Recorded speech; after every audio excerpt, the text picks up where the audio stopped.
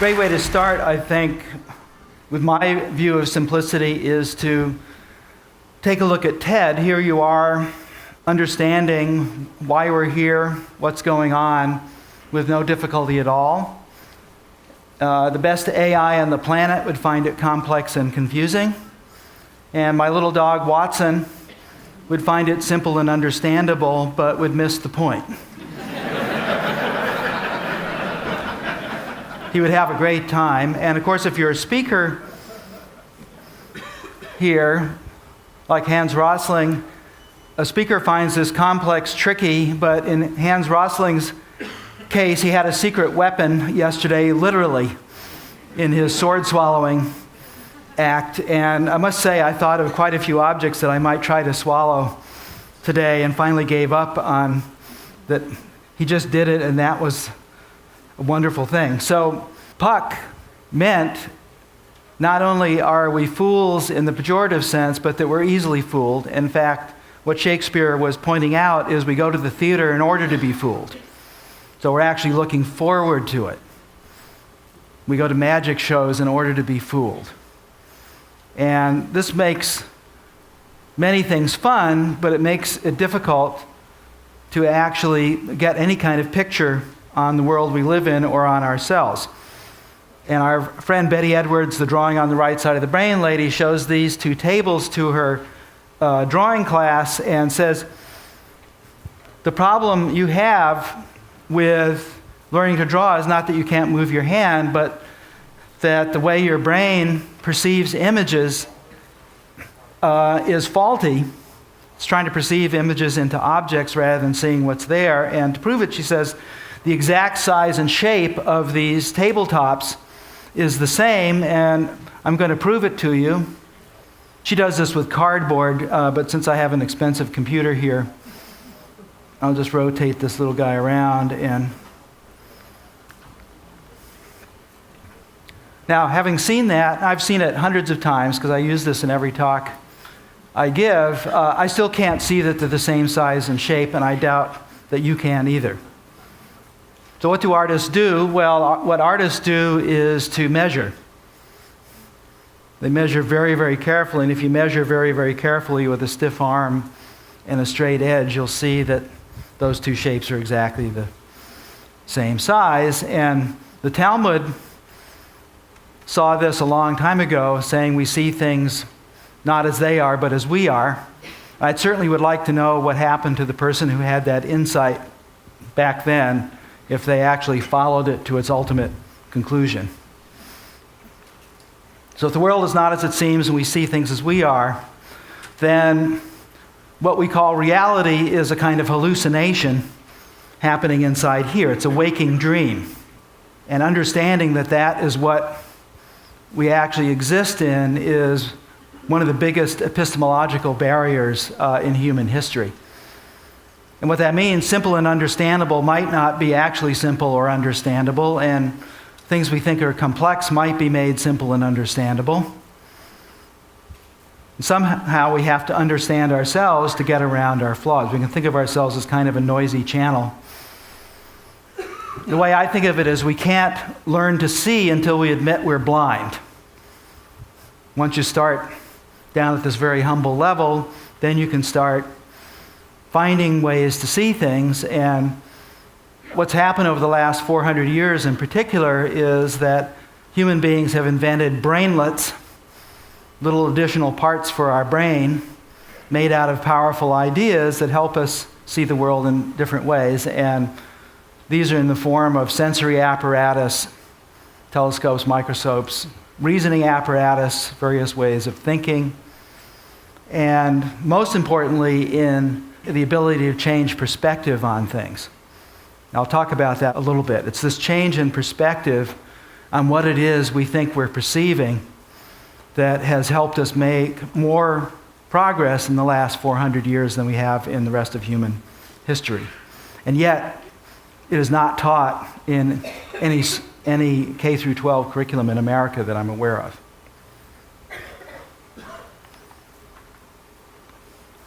So one of the things that goes from simple to complex is when we do more. We like more. if we do more in a kind of a stupid way, the simplicity gets complex. And in fact, we can keep on doing it for a very long time. But Murray Gell-Mann yesterday talked about emergent properties. Another name for them could be architecture as a metaphor for taking the same old material and thinking about non-obvious, non-simple ways of combining it.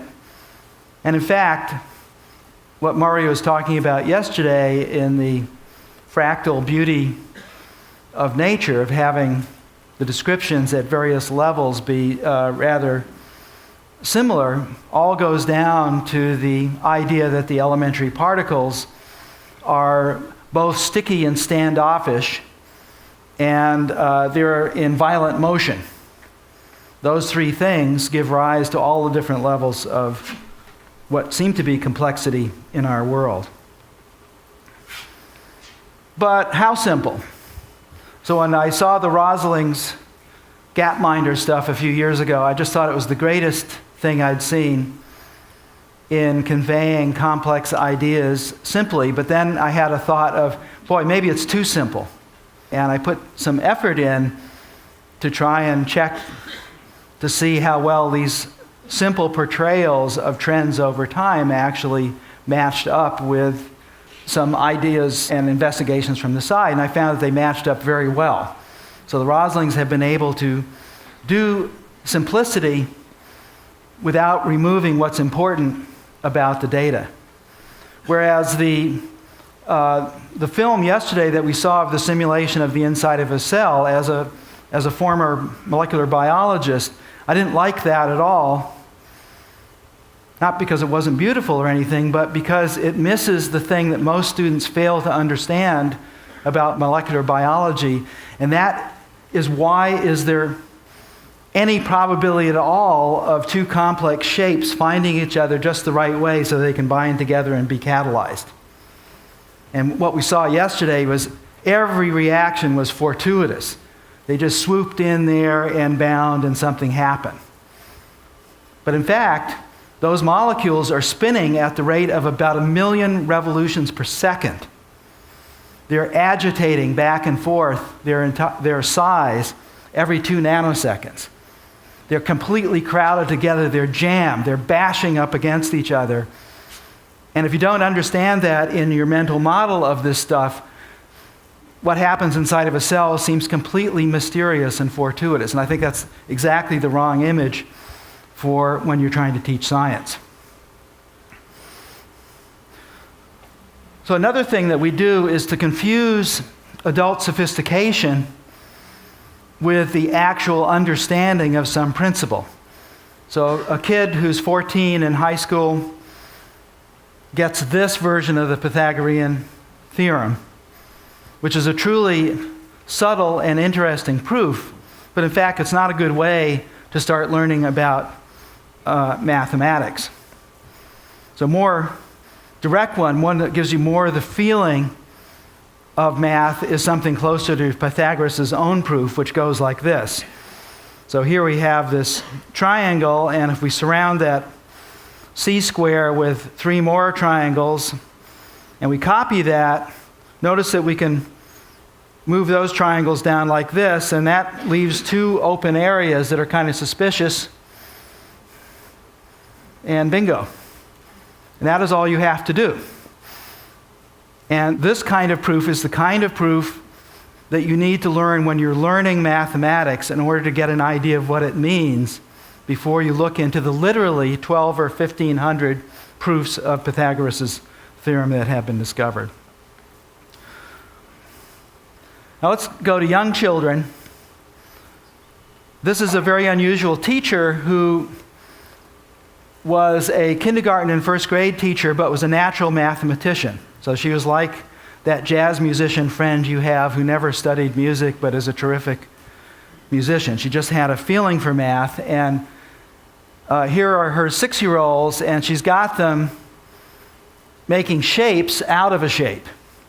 So they pick a shape they like a diamond or a square or a triangle or a trapezoid, and then they try and make the next larger shape of that same shape and the next larger shape. You can see the trapezoids are a little challenging there.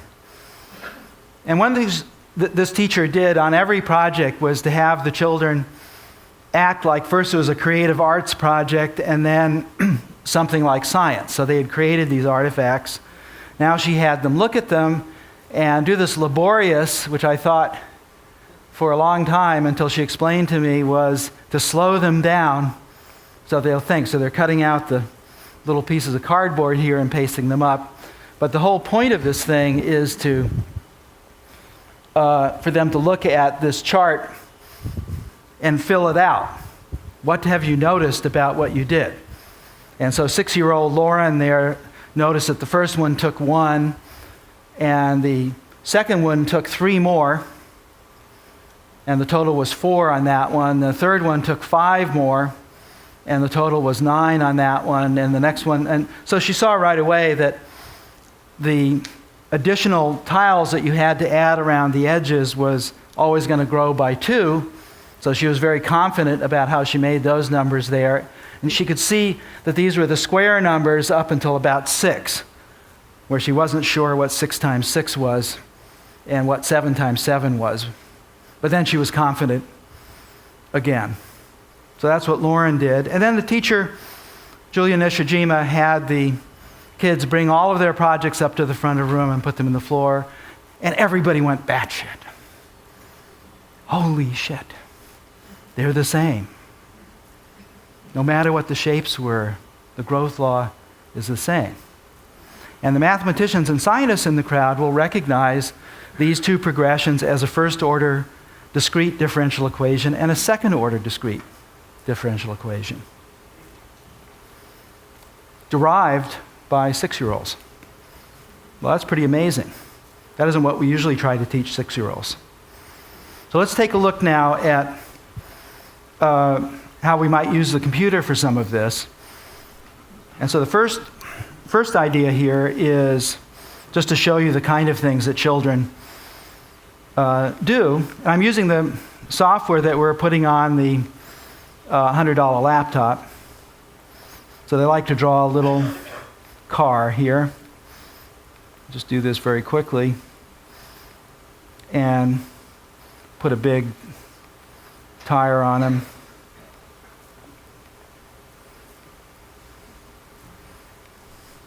And I get a little object here, and I can look inside this object. I'll call it a car. And here's a little behavior, car forward. Each time I click it, car turn. If I want to make a little script to do this over and over again, I just drag these guys out and set them going. And I can try steering the car here see the car turn by 5 here. So what if I click this down to 0? Goes straight. That's a big revelation for 9-year-olds. Make it go in the other direction. But of course, that's a little bit like kissing your sister as far as driving a car. So the kids want to do a steering wheel. So they draw a steering wheel. And we'll call this a wheel. And see this wheel's heading here. If I turn this wheel, you can see that number over there going minus and positive. That's kind of an invitation to pick up this name of those numbers coming out there and to just drop it into the script here. And now I can steer the car with the steering wheel. And it's interesting, you know how much trouble that children have with variables, but by learning it this way in a situated fashion, they never forget from this single trial what a variable is and how to use it. And we can reflect here the way Julia Nishijima did. So if you look at the little script here, the speed is always going to be 30. We're going to move the car according to that over and over again. And I'm dropping a little dot for each one of these things. They're evenly spaced because they're 30 apart. And what if I do this progression that the 6-year-olds did of saying, okay, I'm going to increase the speed by 2 each time, and then I'm going to increase the distance by the speed each time. What do I get there? And we get a visual pattern of what these 9-year-olds called acceleration. So how do the children do science? Objects that you think will fall to the earth at the same time. Christian. Both hands. Oh, do not pay any attention to what anybody else is saying. Who's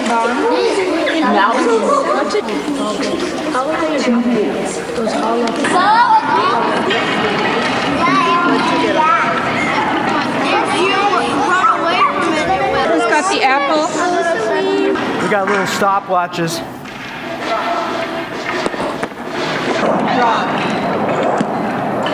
What do you get? What'd you get? Stopwatches aren't accurate enough. 0.99 seconds. Together. So put sponge ball. Do the shot put and the sponge ball because they're two totally different weights. And if you drop them at the same time, maybe they'll drop at the same speed. Drop.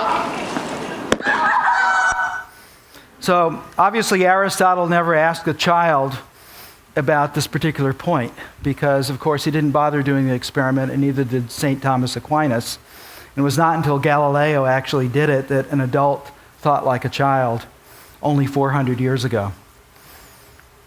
We get one child like that about every classroom of 30 kids who will actually cut straight to the chase. Now, what if we want to look at this more closely? We can take a movie of what's going on, but even if we single-step this movie, it's tricky to see what's going on. And so what we can do is we can lay out the frames side by side or stack them up. So when the children see this, they say, acceleration. Remembering back 4 months when they did their cars sideways. And they start measuring to find out what kind of acceleration it is. And so what I'm doing is measuring from the bottom of one image to the bottom of the next image about 1/5 of a second later, like that, and they're getting faster and faster each time. And if I stack these guys up, then we see the differences, the increase in the speed is constant. And they say, oh yeah, constant acceleration, we've done that already, and how shall we look and verify that we actually have it? So can't tell much from just making the ball drop there. But if we drop the ball and run the movie at the same time, we can see that we have come up with an accurate physical model. Galileo, by the way, did this very cleverly by running a ball backwards down the strings of his lute. I pull out those apples to remind myself to tell you that this is actually probably a Newton and the apple type story, but it's a great story. And I thought I would do just one thing on the $100 laptop here just to prove that this stuff works here. So once you have gravity, here's this: increase the speed by something, increase the ship's speed. If I start the little game here that the kids have done, it will crash the spaceship. But if I oppose gravity, here we go. Oh, one more. Yeah, there we go. Yeah. Okay? I guess the best way to end this is with two quotes. Marshall McLuhan said, "Children are the messages that we send to the future." But in fact, if you think of it, children are the future we send to the future. Forget about messages.